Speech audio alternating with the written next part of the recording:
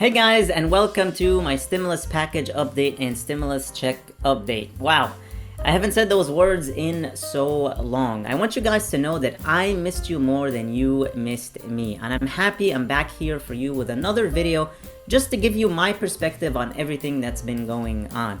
The Federal Reserve shouldn't panic, top economists say, and that's because of inflation right now. Inflation is running red hot. Inflation is affecting pretty much everybody right now, unless you're very wealthy and you don't really have to worry about the 7.5% inflation that just happened here in January, the most recent reading. The Federal Reserve is going to be raising rates. They may actually be having an emergency meeting here in the next few days, and the question is to raise interest rates. And the question is here, are they going to do it here sooner than expected? Are they going to raise interest rates here in February instead of perhaps in March? And that actually might send the markets down a little bit too as well. But again, all this is kind of par for the course. They're actually going to raise interest rates a little bit, probably 1/4%, maybe 0.5%. They're going to probably do this a couple times throughout this year, because when they raise interest rates, remember, interest rates are historically at the lowest level they've ever been, or close to it. Okay, if you've seen mortgage rates, they're not right now. They've bumped up a little bit because of this, but recently, or even now, they're still near historic lows. So if you've refinanced your mortgage here lately, even if you go to refinance your mortgage now, you can still save a ton of money. You would save a ton of money.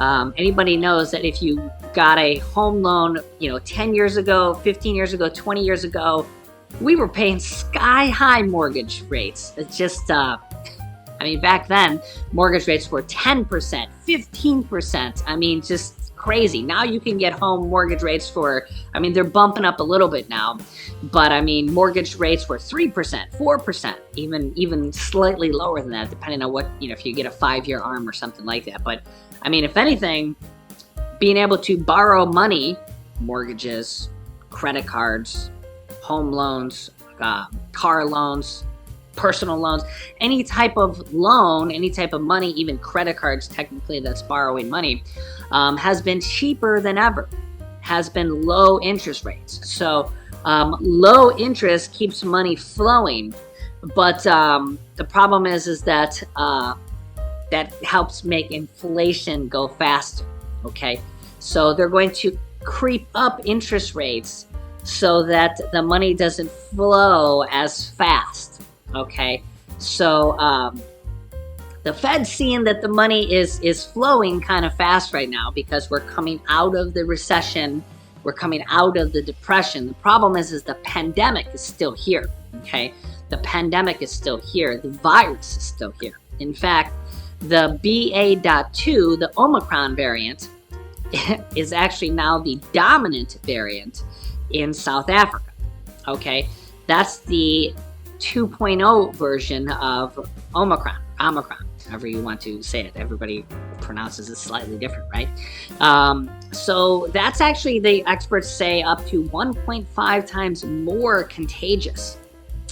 And we know what happened with Omicron. It came here to the US and pow! Millions of people got sick.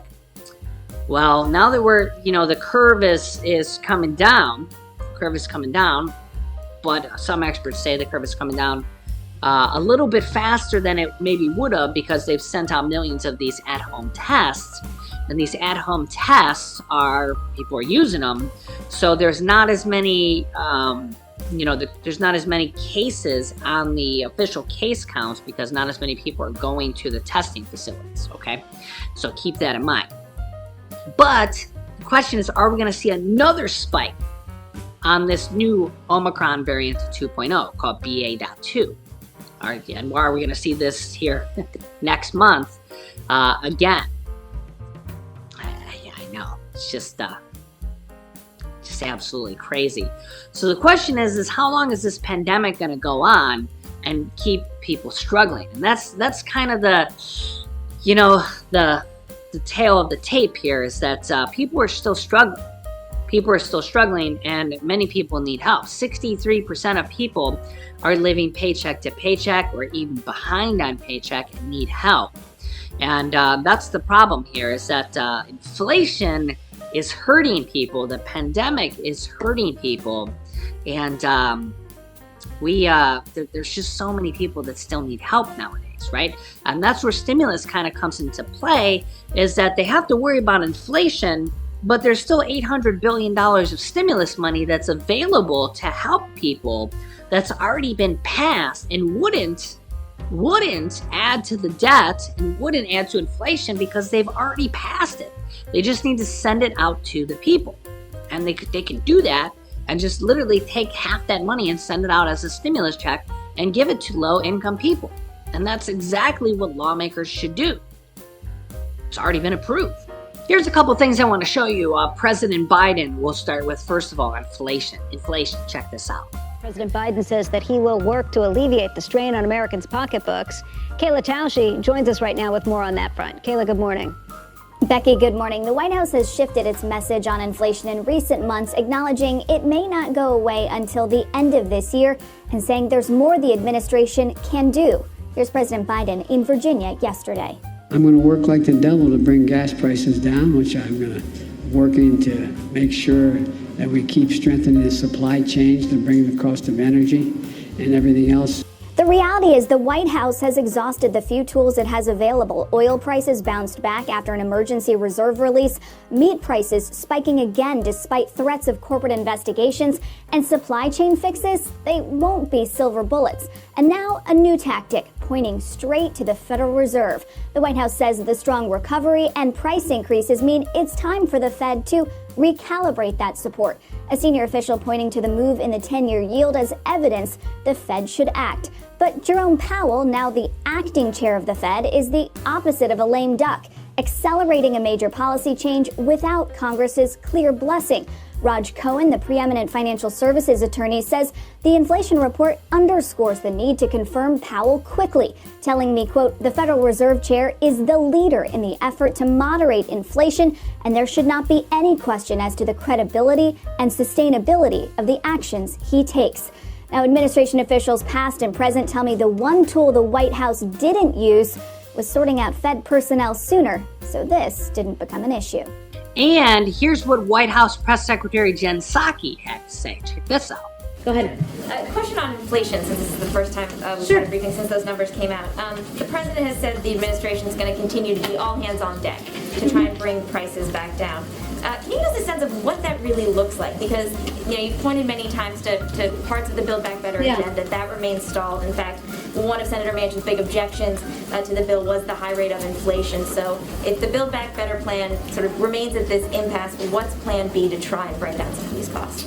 Well, there's a couple steps that the president is very focused on as it relates to addressing inflation. One, I would note that economists in the Federal Reserve still predict that inflation will come down, will moderate over the course of the year. And the president has also said that he supports the steps that the Federal Reserve, an independent body, has announced about recalibrating over the course of the coming months. And he's obviously nominated a number of individuals to fill the board, which is an essential part of addressing this. But I would also note beyond that, how the president really looks at this is how you're addressing core costs for the American people. So you referenced the Build Back Better plan. First, we believe there's a path forward, and the president's going to continue to fight for it. Otherwise, he wouldn't have gone to Virginia earlier this week and talked about negotiating the price of prescription drugs. So his view is that in order to address costs that have been affecting inflation, but also infecting families for many decades, the cost of prescription drugs, the cost of childcare, we need to move that forward. But it's not just that. We also need to address supply chains in the short term at the ports, rebuild our manufacturing infrastructure, make sure that we are implementing the bipartisan infrastructure law, and continuing to press for the competitiveness legislation that will help ensure we have funding for chips for manufacturing of cars here in the United States. And you've also heard him talk a fair amount about promoting competition, and that addresses issues like we've seen price increases in the meat industry and others, and that will help bring down costs for Americans. So there is certainly a significant and important, a vital role that the Federal Reserve plays.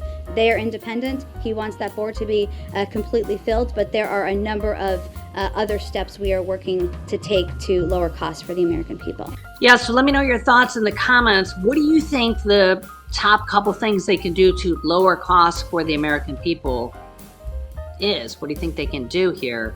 If you were president, what do you think they could do to lower costs for the American people? And we have had several different things pitched here. Potentially pausing the national gas tax from the federal level. We've had, I just did a recent video here on multiple different states that are considering pausing or reducing state gas tax as well. States actually, many states actually put more gas tax on the state level than the federal level does as well. So that could be a significant savings on for millions of Americans for filling up at the gas pump.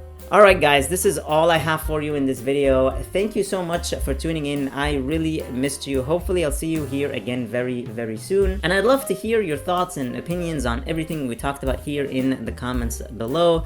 Thank you so much for watching. I really appreciate you all. Please hit the like button on the video, share this video with your friends and family, and subscribe if you haven't already, and click that notifications bell to be notified whenever I publish new videos for you. Please stay safe, stay healthy, and I'll see you in the next video.